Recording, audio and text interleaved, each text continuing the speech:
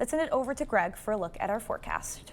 Yeah, interesting. Today is the anniversary of the last F5 tornado that we've had in Wisconsin. Was Oakfield back in '96. So it's been that long since we've had an F5. Speaking of tornadoes, too, and that one didn't kill anyone, damaged quite a bit of homes and injured 12, but fortunately it did not hurt anyone with it. So we don't have any of that type of weather going on right now. We're kind of getting off of the tornado season here as we get later in July, but we do have more activity, which typically hits night and early morning, and tonight's another story that we're going to see it. But for the evening hour, really it's just cloud cover increases. That thunderstorm complex begins to take shape west of Minneapolis and western Minnesota. It'll begin to pull eastward along that boundary that sits just to the south of that. It'll begin to spread some precipitation probably towards Eau Claire as we get closer to maybe 10, but I think the better opportunity is probably going to be later, probably closer to midnight. It then begins to surge southeastward, and that's typically what these tend to do once they push east. So by 11, you got a few showers up here, maybe some thunderstorms, but then the main complex begins to push southeast. And this is the good news too, is the stronger portion of it seems to be pushing more into Iowa and away from the area as it goes throughout the night. As you can see, by the time we get to about 3 to 4 a.m.,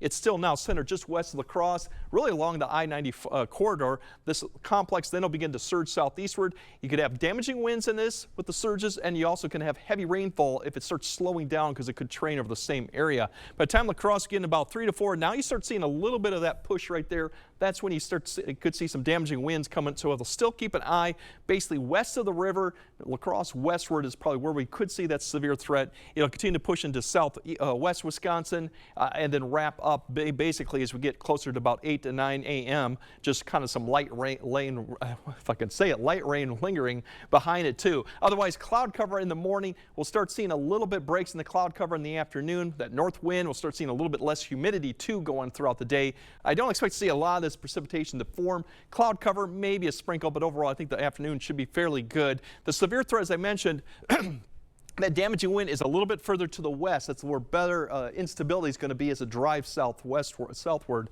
Now that could extend all the way towards La Crosse, and we'll have to keep an eye on that, but it's late night. Once again, the main other issue is going to be the wind threat, the rain threat with this heavy rainfall. This is pretty conservative right now because overall, you probably could get an inch to an inch and a half with this line. Individual cells, they come over the same area. You could be pushing that over 2 inches. Not out of the question with the setup that you could see some areas 3 inches or more, very isolated areas, but definitely we'll have to keep an eye. It does taper off, as you know, as you go further north, so less opportunity for precipitation too. So we could get quite a bit once again. The good news with temperatures, we're going to go up a little bit the humidity tomorrow, but with cloud cover release, we'll keep the temperatures upper 70s to low 80s, still below average. Once again, that humidity will start falling in the afternoon, some drier air that's going to come in play, so that's the good news. We are going to cool off.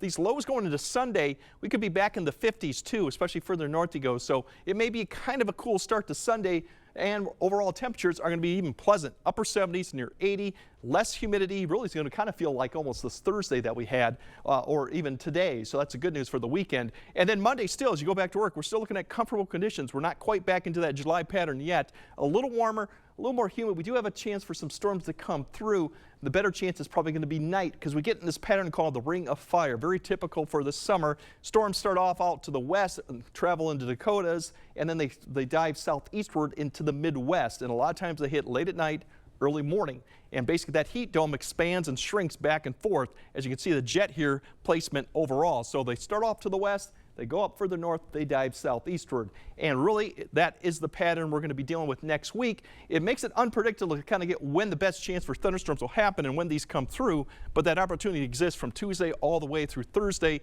along with more humid, typical July humidity coming back, and the temperatures get back up closer to 92. So enjoy the next few days, minus the storms tonight.